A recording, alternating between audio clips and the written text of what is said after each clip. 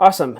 So what I'm going to do is I'm going to go ahead and share my screen, and what I thought we'd do is we'll kind of just go through the toolkit platform generally, kind of like an overview, and then we'll also work through a toolkit on sort of a small scale, just to kind of give you all a sense of kind of what we're thinking, and we can talk a little bit about why things are organized the way that they are, and kind of what we're looking for, and how you might suggest implementing the toolkits into your classroom. So can everyone see my screen now? Mm-hmm. Okay, so what we're looking at here is the home page. When you first log in to the toolkits platform, you'll come here to the homepage, and everyone's homepage is going to look a little bit different depending on your the age level of your students. These might be different colors, but the toolkits themselves are all the same. We have all the same toolkits for both primary classes and secondary or middle school classes, but we've color coded them differently so that the content is just a little bit different. Um, the we've arranged the toolkits here on the homepage in a way that seems to us to make sense as like a progression. So beyond the getting started toolkit, which is required for everyone and is the first toolkit that everyone has to work through in order to progress and unlock all of the rest of them, we've laid them out in such a way that it seemed like it would make sense if you were starting a business from scratch. And so, for classes that have already been around for, a year or more, you wouldn't necessarily be wanting to start at the beginning. But we've laid them out in this way. So there's a difference between the homepage and the toolkit library, and I'll talk about that in just a second. But if you're ever curious if there's like, well, because we hear a lot, is there like a recommended order as they're arranged on your homepage? That's the recommended order if you wanted to follow it if you were starting a business from scratch. Here on the homepage, you'll see all of the toolkits that come from the library that your class is following, and I'll talk a little bit about that. You can see the toolkits that have been completed, the ones that are in progress or haven't been started yet, and you can also see your progress as you're working through the toolkits themselves. And on the homepage, you'll also see what the toolkit completion bonus is for each one. On the toolkit library, you'll see all of the toolkits that are available to your class, whether you've started them or not. And you're gonna see the progress bar here at the top as well. These aren't arranged in any necessarily particular order. It's a limitation of the system that we're currently using, and we're hoping to be able to reorganize in the future. But just so that you know, when you look at the library, there's no really rhyme or reason to the way that the toolkits are ordered in here, and as of the moment, there isn't really a way for us to change that. So you're going to see them kind of showing up in what might seem like a random order, and it to some degree is kind of that way. One thing you can do on the library that you can't do on the homepage is organize them by category. As we're and these are sort of a work in progress, but as we're developing these toolkits, we've been trying to think about, and they're, how we can arrange them in ways that make sense for different classes, whether they be new classes who are just getting started and wanting to start a business from scratch, or if they're classes that have been around for a while and are looking to kind of level up their business. So, we've arranged them, tentatively right now into sort of business essentials, which would be things that we would expect most classes would want to do at some point, maybe during the first year. And these are things like choosing your name, choosing your product, defining the mission and goals of your company, producing business cards, and these sorts of things that are kind of the activities that generally we would expect most businesses would want to do. And then there's kind of these sort of leveling up activities that are maybe a little bit more complex, and things that not every business necessarily needs or wants to do, but provide some real value for, especially for like community connection or taking your business to a whole new level. So these will be oftentimes the activities that uh, classrooms that have been around for for a year or more might, if they haven't done these things, might consider doing things like we say product prototyping. Certainly every class is going to develop a product of some sort because it's one of the primary activities of building a business, but you may not have gone through a really in-depth like prototyping process, doing multiple rounds of design and revision and getting feedback. And then things like creating a style guide for your company or recruiting an advisory board, and then there will be new toolkits that will be getting added to this category, to both categories. And then mandatory toolkits right now is just getting started. It's the only one that you have to complete. One thing to kind of mention, just generally, is that the toolkits themselves are optional activities. The only thing that's required is the getting started toolkit, so that you can unlock your if you have any funding coming to you this year, or if not, your access to class wallet accounting, if nothing else. So all classrooms are required to do that one, and you have to do this to unlock access to all of the rest of them.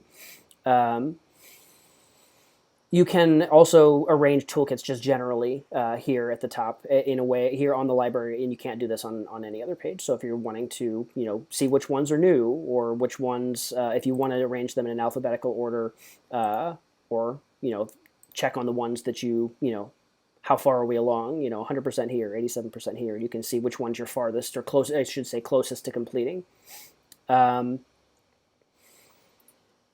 And when we're kind of done going through this walkthrough, I'll stop and ask for questions. But are there any questions about anything that I've gone over so far? I will do like a longer sort of question and answer, but anything up for like right now that's totally unclear, just on these first two, the homepage or the library.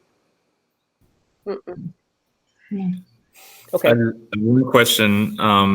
You said that they're in the recommended order, but then when you went to another screen, they were in a different order. Which selection is the recommended order? Here on your homepage, when you log in, you're going to come to the homepage first, and your homepage here is sort of the recommended order for generally for a new business. So starting pretty much from scratch, this would be the and every classroom is going to be different, but this would kind of be the recommended order to be here on your homepage. The library unfortunately contains all the toolkits, but isn't necessarily arranged in any particular order. You can organize them yourself alphabetically if that helps, or from newest to oldest, or in terms of your own class's level of progress. But there's no other sort of real rhyme or reason to the order of the toolkits in the library itself. That's just where all the toolkits, completed or otherwise, will just live.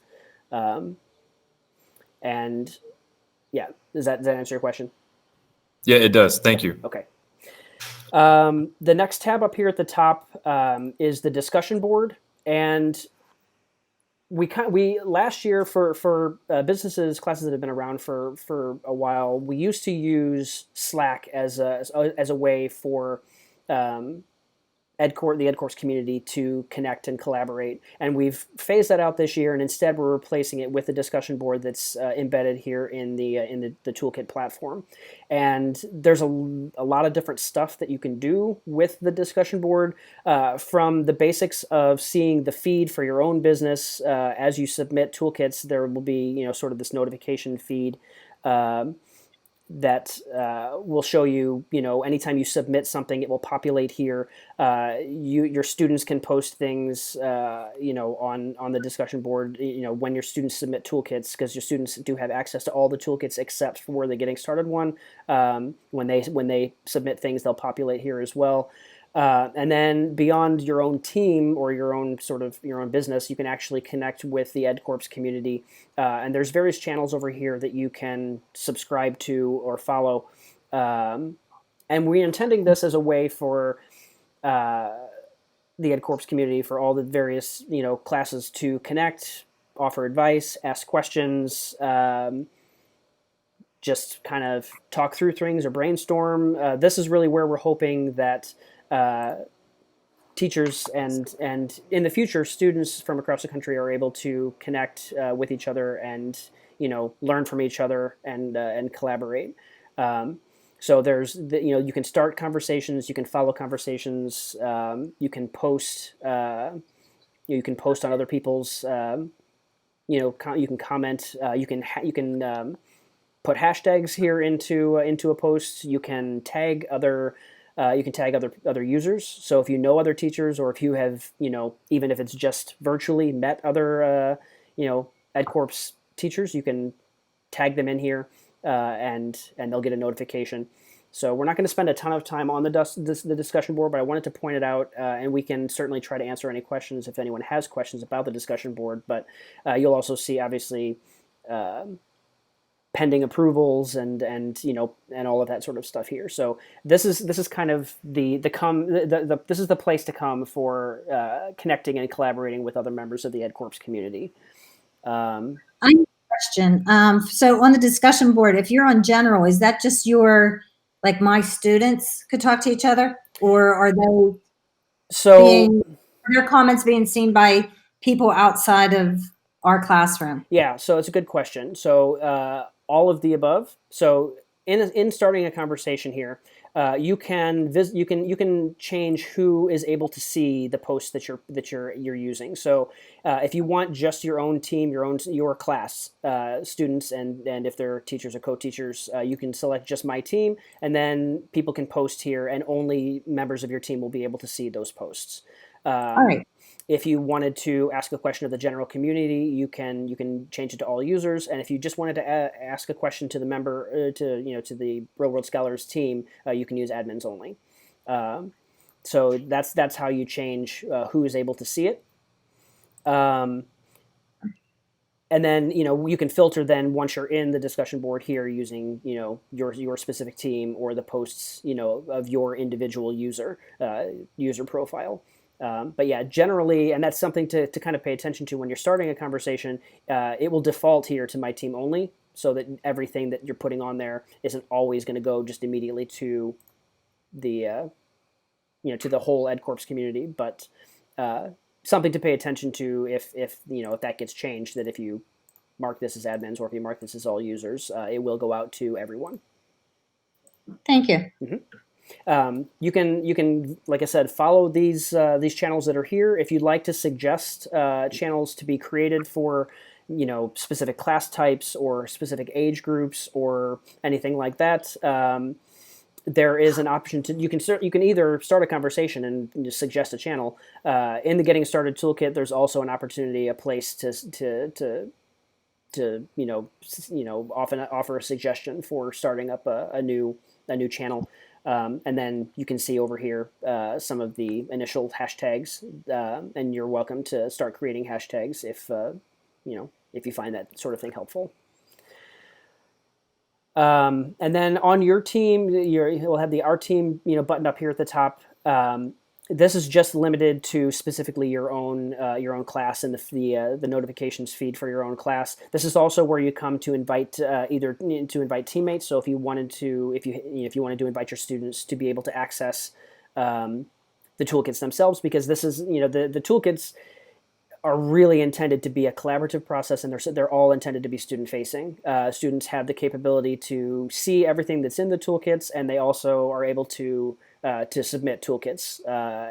So we strongly recommend that even if you're not inviting every one of your students to join, because maybe not necessarily every student wants to or needs to have access, we do recommend that you add some of them. Maybe it's the ones who are responsible for completing toolkits, or whatever works best for your own class. This is where you come to add your students here on this Our Team tab.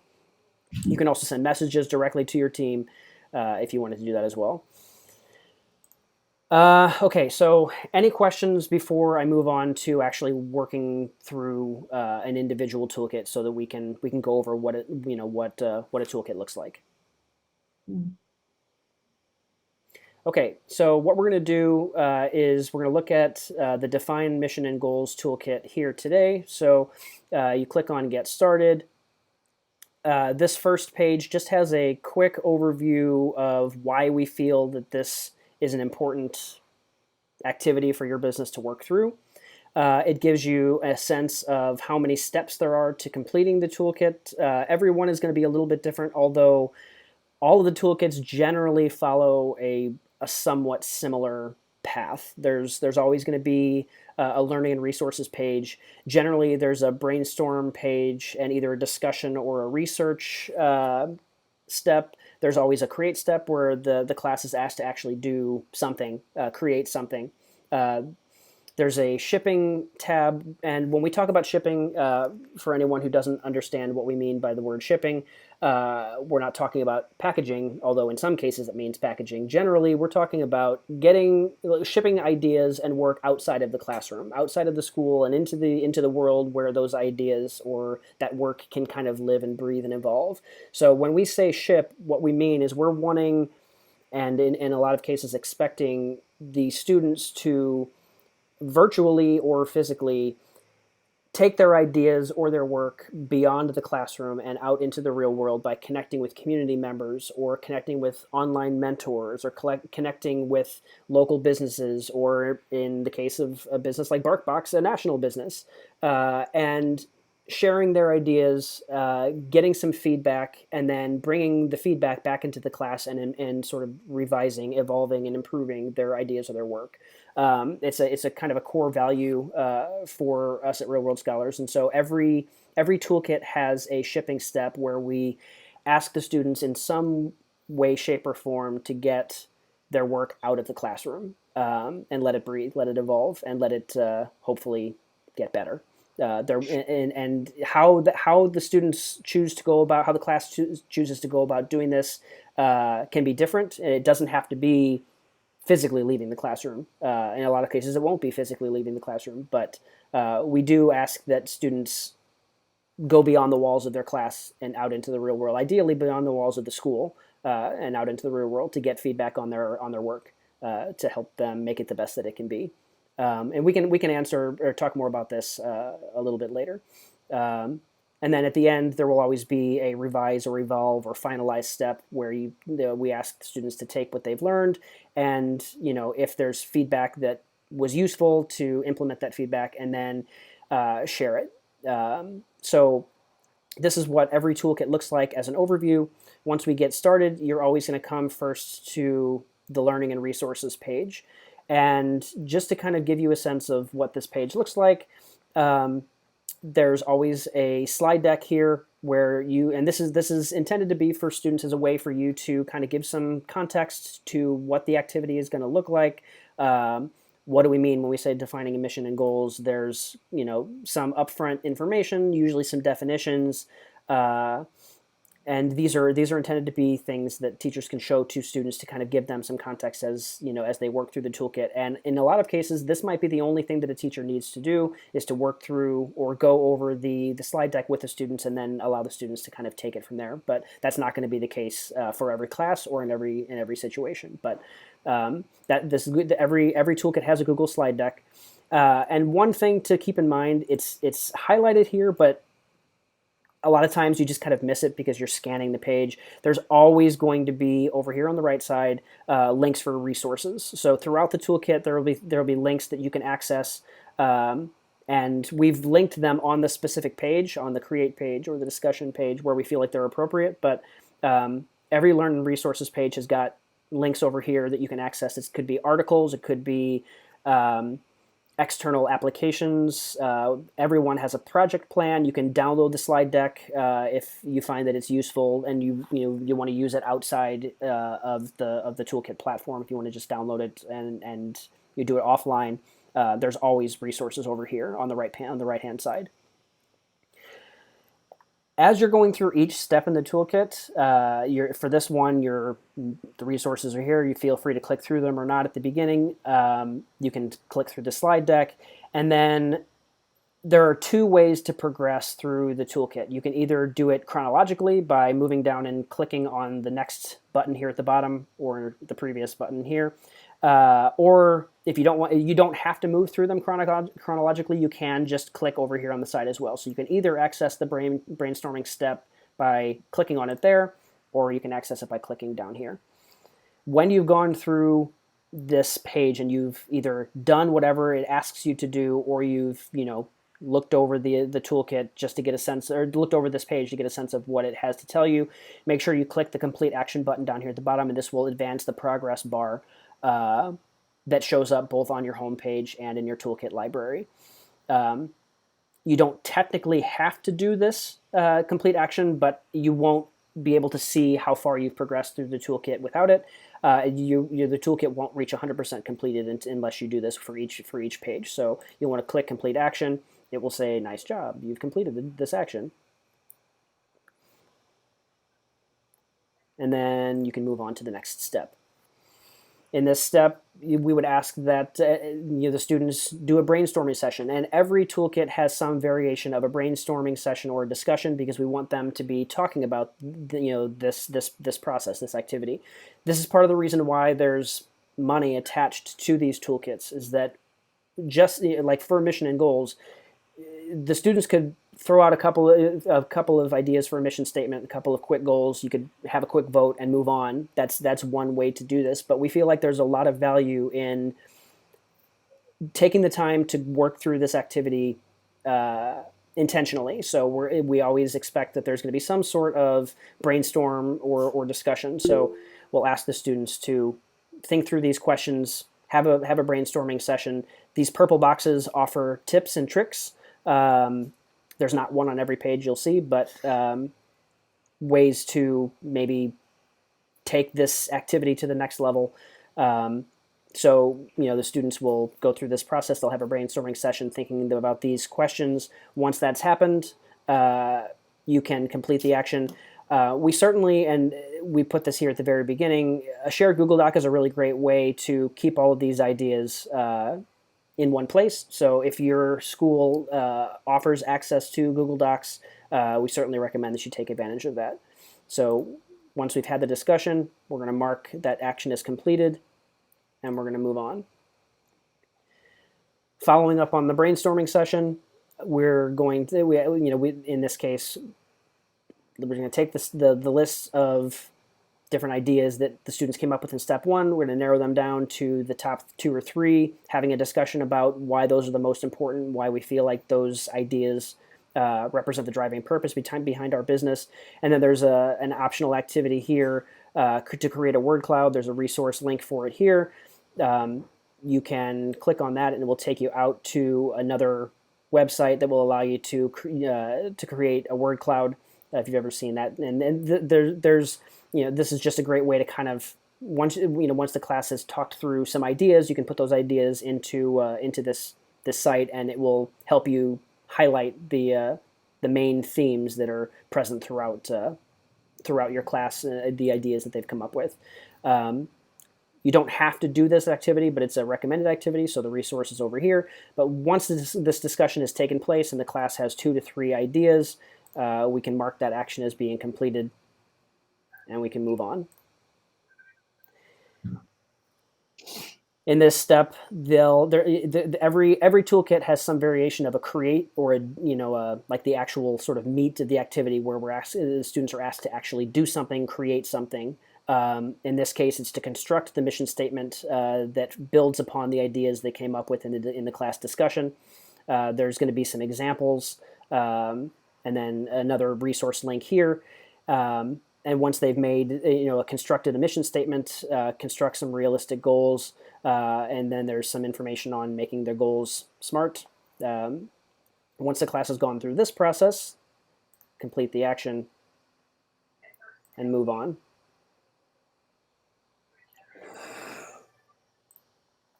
Okay, and once we've gotten to this portion, this is like I was saying before, this is where we ask them to get some feedback. So how you choose to do this, is up to you and up to your own individual situation. In a lot of cases, it could be finding local business owners or it could be, classroom mentors, or every class is going to be different, but we really want students to take their work and get some real world feedback on it. So take the mission statement to somebody outside the school, get some feedback, create a survey, do it online on social media if that's something that your school allows students to do. Whatever works best for you in your classroom. Find some way to help students take the work that they've done and get some real world feedback. So in this case, get some feedback on the mission statement that the students created and the goals that they came up with, and whether those are clear, relevant, and inspiring, and once you've gone through this process, then mark the action as complete, and then basically move on to taking that feedback, finalizing it. If there's anything that needs to be changed or adjusted or whatever, and then finalize whatever the thing is. So in this case, it's defining the mission and goals. And this last step, you would actually finalize the mission statement for your business, set a couple of goals for this year, and then we recommend displaying them in some way, shape, or form, whether it's a printout, and there's a link here for an online resource called Canva. It's basically a graphic design tool that we at Real World Scholars use all the time, and it's a great tool for creating visual, all different types of visuals. But in this case, it'd be helpful for figuring out a fun way to display the mission statement and the goals for the year.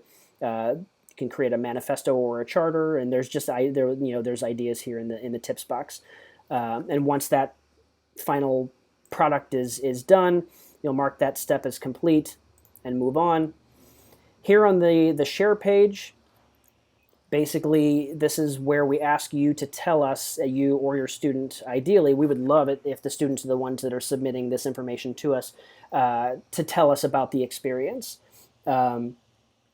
This toolkit submission form is required for every toolkit. Only one is necessary for each class per toolkit. So if you have 10 students working on the toolkit, we don't need to have 10 submission forms. Just one for your class, and for each toolkit, this is a requirement. So it just asks you, and we'll do a test one here. Your name, your business name if you have one. Are you a teacher or a student? And which toolkit we're working through. The Mission and Goals Toolkit. We're working on this. This is a little bit of a work in progress, this actual share form, and some of these questions may change over the course of the next couple of weeks. But last year we asked for like physical artifacts, actual documents or videos that came about as a result of completing the toolkit. And in some cases there may be an expectation. For example, if you're working on a logo toolkit, we will ask you to share with us a picture of that logo. But otherwise, we've moved away from requiring a physical artifact, a file. Instead, what we just want you to do is tell us about the experience. So in terms of shipping, we would like to know, how did the class get the work outside of the classroom? Where did they go? Who did they talk to? What did they do? Surveys, online polls, social media. How did they share their work or their ideas to get feedback from someone other than you, effectively? Tell us a little bit about that. And the reason why we're having you do this is because we really, number one, we want to be able to get a glimpse into your classroom. We want to be able to see the work that you and your students are doing. Since we can't be there, we want to hear about the cool stuff that you guys are doing. And also, this form is a way for you to be able to highlight, Toolkit MVP. Is there a student in the class who did really great work? Did the class as a whole do really great work? We love to hear stories of student achievement, of students leveling up their own skills. We want to hear about any challenges or any adversity the students overcame while they were working through the toolkit. Did someone give them really great feedback? This is just a way to kind of give us basically the who, what, when, where, and why of the toolkit experience. So as it currently stands, we're asking each class to tell us how they got their work outside of the classroom, and then move through and answer one of these questions. Who in the class was the MVP? And we just want a name. We want, why are you calling them the MVP? What did this person do that really stood out in your mind? Or who gave your class great advice? They reached out for feedback and someone gave them really great advice. Who was it, and what was the feedback that they gave you? Pick one of these questions and give us some meat. We want to hear what's going on. We're not really looking for one word or one line answers, because we want to know the details. We not only did the class do the toolkit, do the activity, which is obviously important to us, but we want to know, you know, we want to know the story behind what your class did, and this is a way for you to tell us.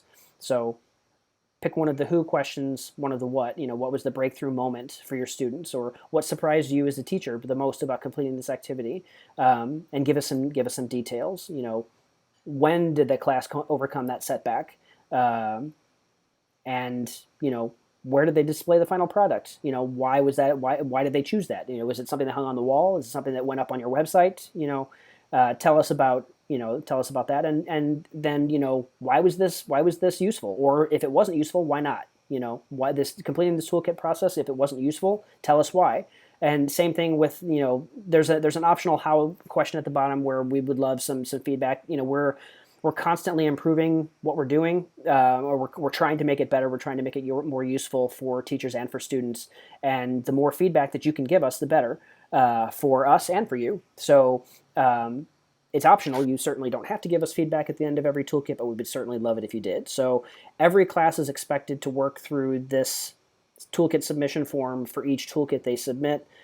Just give us the who, what, where, when, and why of the student's toolkit experience. Submit it, and make sure you remember to click the complete action button, because what we're seeing a lot of times is this form gets submitted, this button gets missed, and they move. The teacher or the student moves on to the next page and then wonders why the toolkit hasn't hit 100%. It's very common for this complete action button to get missed.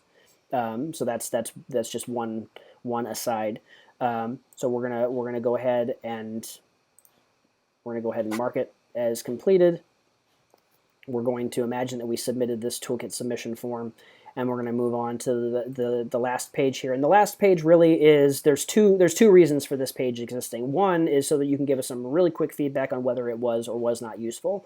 If you found this toolkit to be totally useless, give us a 1, and we'll reach out and find out why. The other reason for this is that when you submit this, and it is a requirement to do this, when you submit this button, it generates a notification for our support team to let them know that your toolkit is submitted and ready for their approval. If you don't do this step, the rest of the work that you've done here will sit in limbo because we don't know that your toolkit has been submitted. So that's why this step is really important.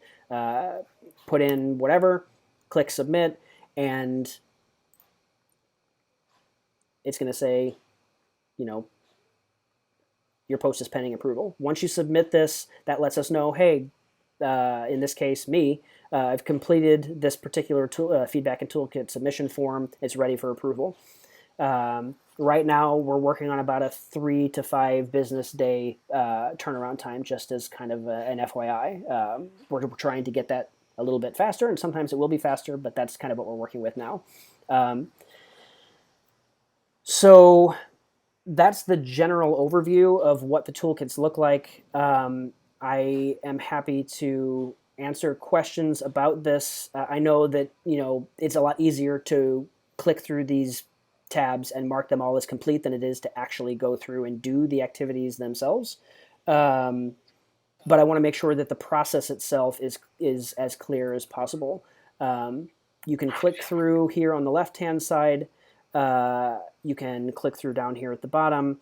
But if you're consistently seeing an 85% or an 87% in your home page, for example, this one is now 87%. This one is 87. This one is 85, and that's because one of two things is happening. Either in the case of this choose your name and URL, when I was going through this and I left it this way on purpose, this feedback and submission form is done. The toolkit has been approved by Real World Scholars team, but it still only shows 87% because back here on the brainstorm page, I did not mark that action complete. So if I were to mark that one as complete now, and then I back up, first of all, you'll earn a badge. When you hit 100%, you're going to get this badge that says that toolkit is done, and that means that you've reached 100% completion and the toolkit has been approved by the Real World Scholars team, so you can expect the toolkit bonus, if there is one, to be put into your EdCorps dashboard class wallet account. So the first thing that will happen is you'll earn a badge, and the second thing is if you go back to your home page, you'll see in the completed section now that one's done, and that's why it was showing 87%. The other reason it would show up as 85 would be because the toolkit submission form hasn't been approved yet. So it shows here in red saying it's pending approval. If you're going through this toolkit over and over again and you're finding I'm still at 85 for 87, and it's going to be a little bit different depending on how many steps there are. If there's more steps, it'll be a different number. But if you're finding that you're consistently getting this 85, 87% and you can't figure out why, in almost every case, it's going to be one of those two things. Either the toolkit itself hasn't been approved yet, or you missed a complete the action button in one of the other steps, including the learn and resources. Any questions about that? I've got one. One issue that some of our students are running into whenever they were answering the questions at the end to finish submitting it, it might be at the end of the class period and the bell would ring and they weren't able to finish typing everything out. Well, when they close their Chromebooks, it all just goes away. Is there a way to save the progress and the questions that they answer, or are they just kind of on their own with that? Yeah, unfortunately, because of the way that it's set up, it's a Google form, and the Google forms don't save that information. I don't really know all the ins and outs of how those Google forms work, but because of the fact that it's a Google form, I guess if they leave that window, it all goes away, and that's kind of an unfortunate reality of us being in a situation where right now the best option we have is to use Google Forms for this process. In the future, we're hoping that there will be different technology that will work in collaboration with this, that maybe we won't have to use Google Forms, but for now it's really the best that we have. So if you're seeing that that's the case, it's unfortunately probably going to be best either to use a Google Doc, which will save. If you have a running like a Google Doc, that will save the changes. So if you have access to the Google Docs, I'd recommend maybe having them put their answers there first and then transferring them over to the form. Otherwise, unfortunately, there's if it's done at the end of the class and they don't get it finished and can't submit it, they're probably going to have to start it again. So it's an unfortunate reality, but right now it's the reality we're working with. Okay. Anything else about this stuff? We can kind of really we're hitting 6 o'clock here Pacific time, so we can really kind of open it up for general questions as well. If you have questions about just anything that we've talked about here today. One thing I did want to point out before we do that, the badges. It's really there's all the badges really tell you is that your toolkits are done. So you can up here in the badges. Icon there at the top will show you all the badges. You can see your progress on all of the toolkits, and you can see in color the ones that you've completed. So here for this particular account, we've got the getting started one, we've got the choose a name and URL one, and then you can see the progress on the other ones. So I'll open it up now for questions. If people have questions, I'll continue to share my screen so that we can go through this, unless it's helpful if I stop sharing my screen. Adam, the one thing I wanted to make sure we touch on too is the accept reject of a toolkit, and how rejection isn't meant to, discourage the students or anything, but usually the rejection will come with some feedback or a reason why we may not have, accepted that toolkit. Yes. That they submitted. For example, today, one of our educators in the greater Pittsburgh region had submitted a toolkit, and the students had kind of gone through the logo toolkit, but ultimately, it was clear in there in what they would said in the form that they chose an existing logo that already existed that the school had for a while, and that kind of thing. And so we will likely reject that but with a note in a kind way, not for them to be discouraged, but just because it's meant to be a new process for them to make a logo standalone for this standalone business that, even though it's in a school, we hope it has its own identity. So I just wanted to make sure, that all the educators realize that a rejection isn't meant, to be a harsh thing, but meant to be feedback and for room for improvement and things like that. In that particular instance, we would not expect them to resubmit it. They wouldn't earn the bonus, but at least their students did go through and be able to read some of the resources and learn about a logo. Mm-hmm. Yeah, thank you. I appreciate you bringing up the feedback, because I actually had it here in my notes and I forgot to mention it. So, toolkits